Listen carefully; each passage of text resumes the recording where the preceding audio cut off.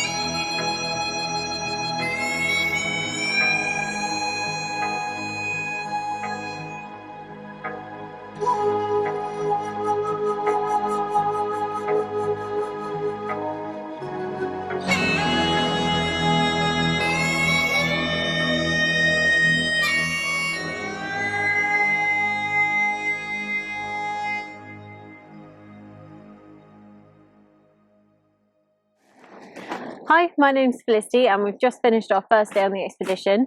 Today we have been diving with the Shark and Skate Citizen Science Group in Scotland, and we have dived 3 dive sites: the Rattigan Youth Hostel, Rubbish Dump and School Bay. Now the first dive was really interesting. We saw loads of local species and we had some people do a shallower dive and some do a deeper dive, so we've got lots of different footage from those. The second dive, the Rubbish Dump, was to show us how bad some of the sites can get when it is close to roads where people potentially put their rubbish in the water, and we saw how that affected the marine life as well.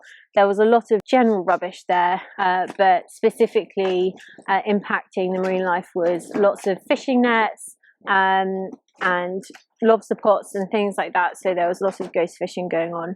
The third site was also really good. We had some people going down and seeing some sea pens, and that was really interesting, whilst a few others stayed on the shore to kind of get some footage of people getting out in and out of the water and to assist with kit. We were out looking for flapper skate egg cases, so I've got one here. You can see what it looks like. So it looks a bit like all the other egg cases that you would usually see washed up on the beach, but it's quite a bit bigger. Now this species is quite endangered now, so it's important that we get the word out there and see if we can protect some of the sites they breed.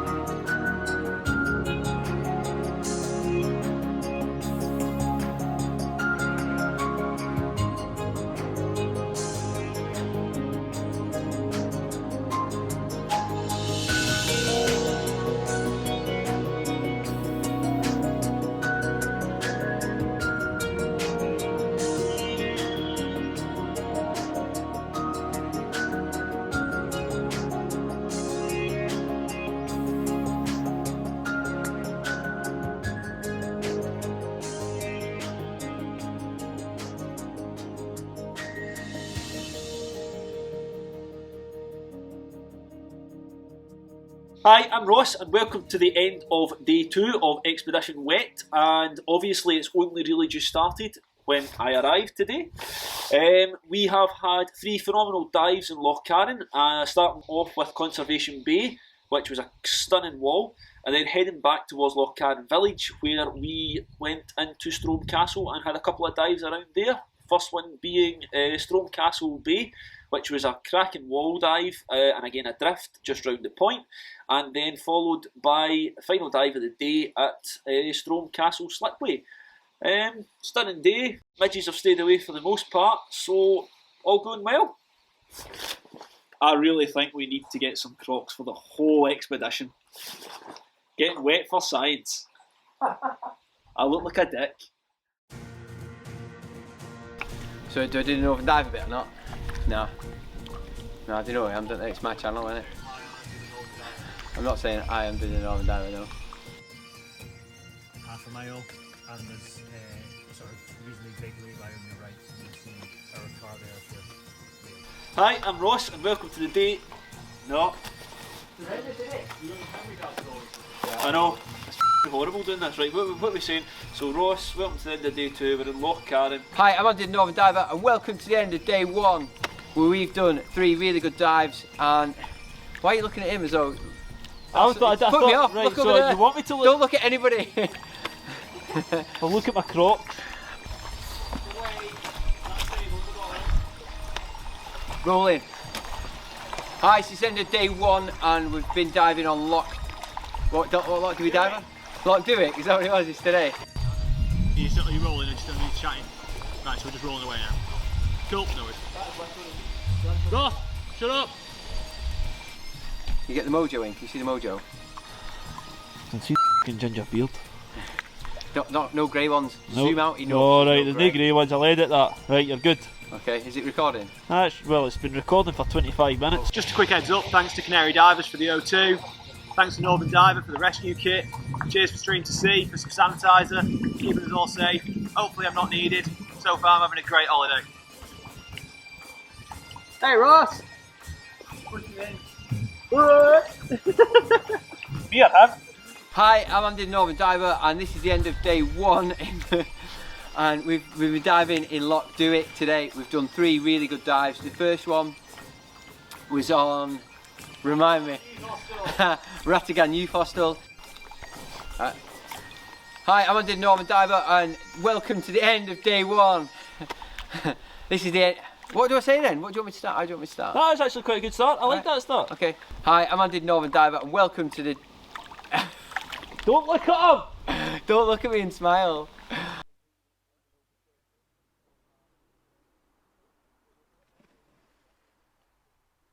One, go. I'll go again, you ready? Okay, so it's the end of day 1 and we've been diving in Loch Duick. We had 3 different dives. Can you remember what they were called? Rattigan Youth Hostel, Rubbish Dump, and where? It was that castle, wasn't it? Near some castle. You're not on day 1. Shh. Oh fuck. Round there, and this one is in a bigger bay that comes round, which we'll come back to. No, we won't. We'll keep on going. Where's the penis? Calm down. Just come You don't. Is it a foot? That, you know what that... We did a bit of tombstoning, which is kind of fun. Although nobody had the balls to go in with just t-shirt and underpants on and dive in. Although you had a go, but you looked horrendous.